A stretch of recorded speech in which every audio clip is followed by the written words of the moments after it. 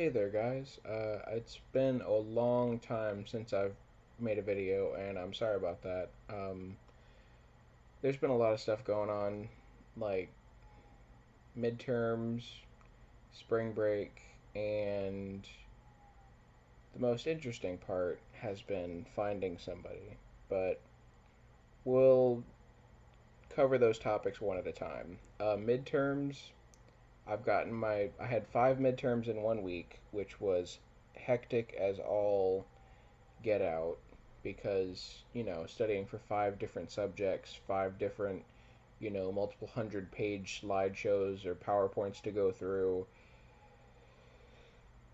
It was a lot.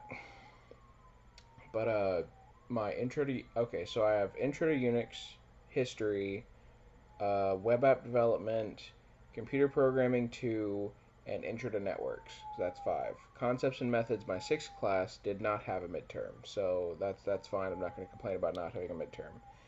But uh, real quick, history was an essay with key terms as well. Got a 91 on that.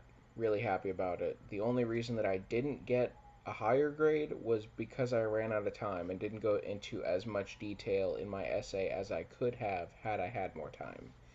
So, I mean, I can't really fault them for not, you know, giving me a higher grade on that. That was apparently his only critique with my essay, which, made me feel really good about it. So, I'm okay with that. I'm okay with a 91. Pretty good. The Intro to Unix midterm is the only other one that I've gotten the grade back on. I just got the grades back on those two, still waiting on the other three. So that's a little unfortunate, but it's how the cookie crumbles sometimes in college.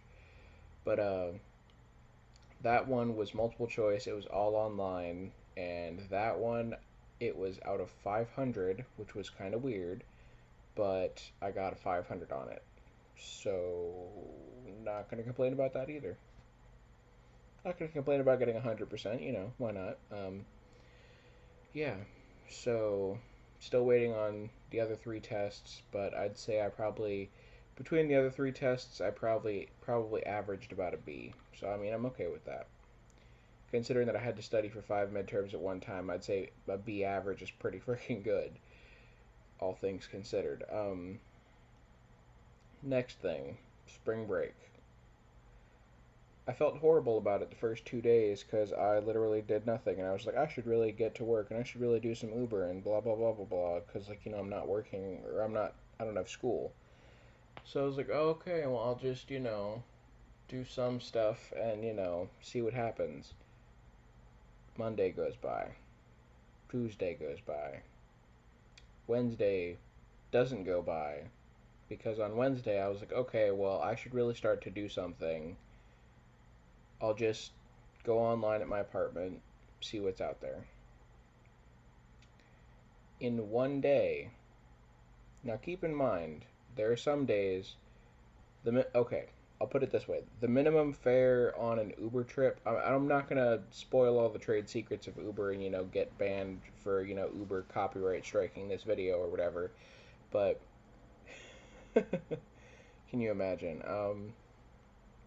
But for Uber, the minimum fare, like the minimum amount that you make from a single trip is $3. In one day, I made over 120, which was ridiculous. I was like, there's no way I'm going to be able to do this ever again. This was a fluke. Thursday, I make over $100. Friday, I make over $100. Now I'm like, is this because it's spring break? And I was like, were there any trips that were spring break related? It's like, no, actually. It was just like people going to the doctor, people going to the airport, people going,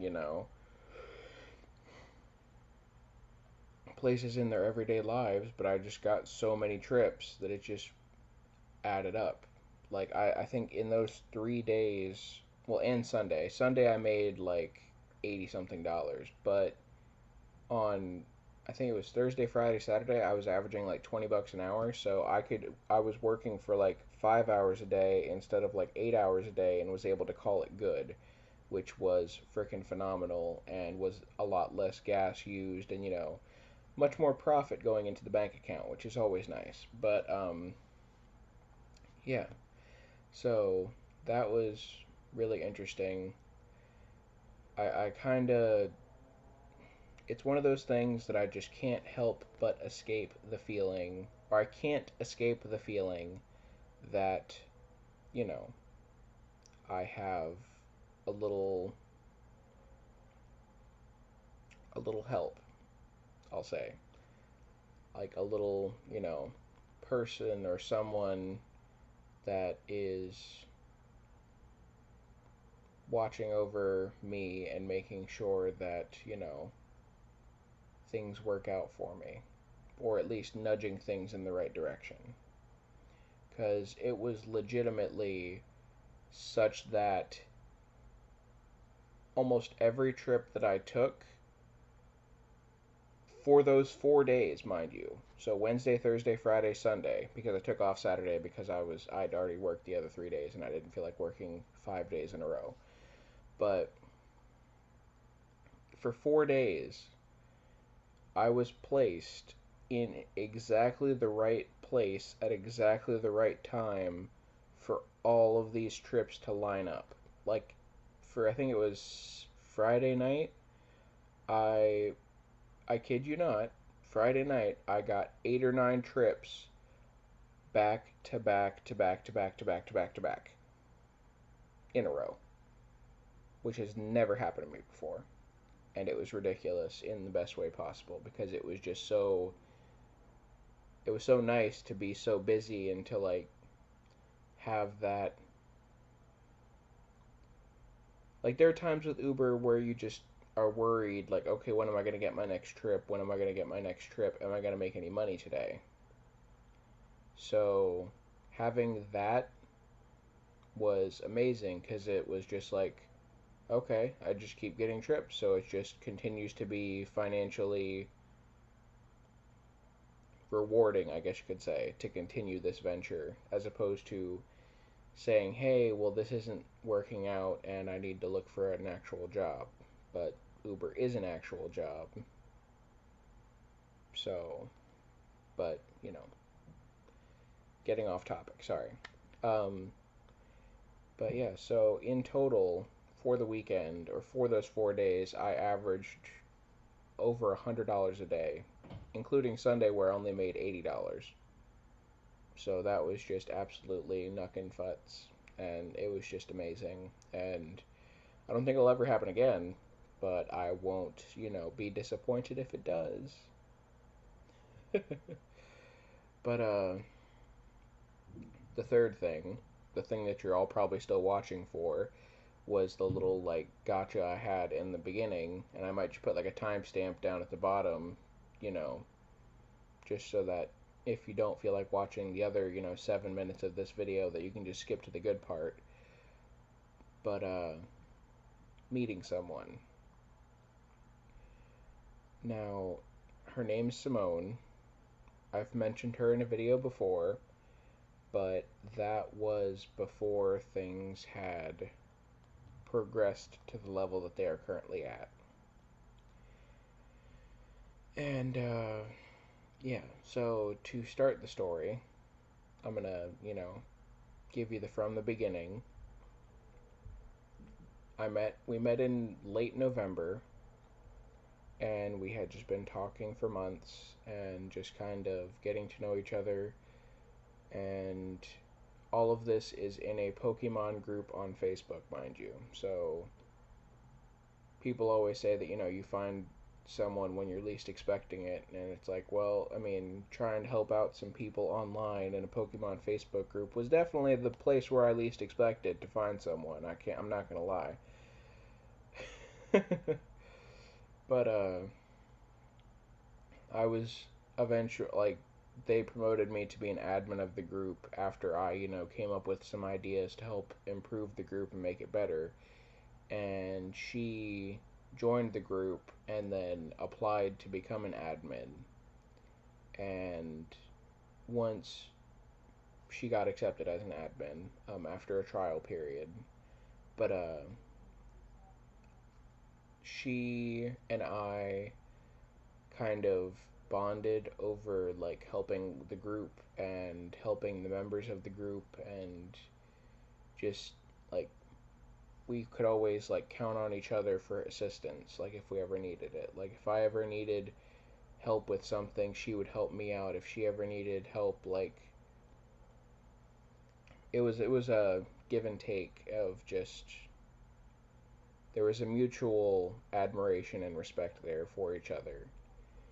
And the one day she was feeling kind of down, and I decided that I was going to flirt with her.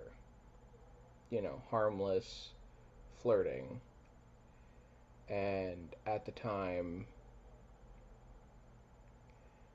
I'd be lying if I said I didn't have a little bit of a crush on her. So I was like, okay, well, I'll flirt with her a little bit, maybe, make her feel a little bit better, then, we'll just go back to the way things were. And then she kind of doesn't really think anything of it. A couple days later, says, "Hey, were you flirting with me?" I only realized it now. It's like, yes, just a little bit. And yeah, she's probably watching this video right now, like critiquing every detail, like, oh, is that really how you said that? Or, oh, is that really what I said? I don't think so. I have the Facebook messages to prove it. It's like, okay, I got you. But, putting that aside, or moving on with the story rather, she said, "Hey, are you flirting with me?" I said, "Yeah, just a little bit. Like, I figured, you needed, I was trying to improve your mood, make you feel better." And she was like, "Oh, so you don't like me then?" And I was like, "Well, I mean, I do, but I don't know if you like me, so I didn't want to make things awkward." She's like, "Oh, well, I do like you, so now what?" And so from there, I believe that was probably like mid January. Yeah, about mid January, like January 15th, was when we started considering ourselves to be like official. And yeah, it was just kind of funny because when I told her that I liked her, and you can ask her this yourself, she'll tell you, I told her that I was surprised that she didn't run away screaming. I said that that was a good sign. And we both had a laugh about it. But, yeah, just in like these last 6 months now, yeah, 6 months, we've already we've already grown very close as a couple. Like, it's a very close attachment, if you will. Like, we text each other all the time. I worry about her when I don't hear from her. She worries about me when she doesn't hear from me. We always help each other when the other person needs help. If there's ever a time when I'm not feeling 110%, she tries to make me feel better, and vice versa. It is definitely a two-way street relationship, and it's more or less what I've always wanted in a relationship, is to have somebody that, you know, isn't afraid to put the work in, isn't afraid to contribute time to the relationship, isn't afraid to contribute time to like getting to know me, and all that kind of stuff. And it's like, it's not just about, I'll say it this way, some relationships are based around like physicality and like intercourse and things like that. And considering that our relationship stemmed from a Pokemon group in Facebook, I can pretty, probably like 99.99999% clearly tell you that the relationship that we have is definitely not based around sex. I mean, sure,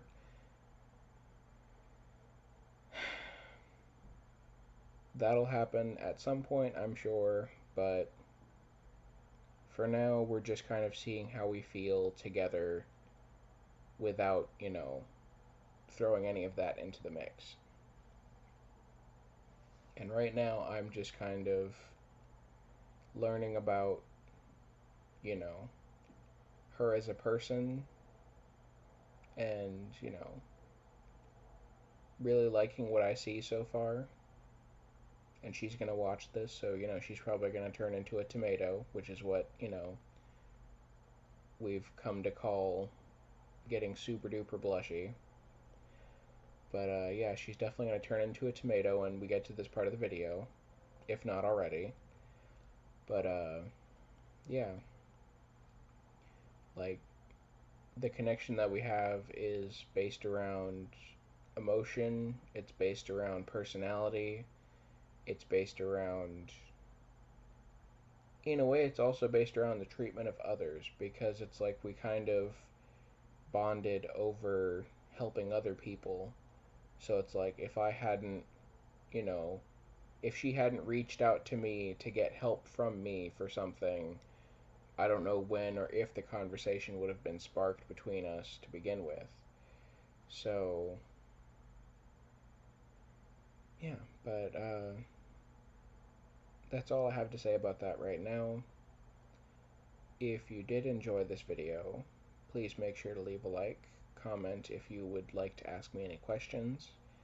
I am open to those, as long as they are, not of an inappropriate nature. But, yeah. Uh, as always, sorry, I'm a little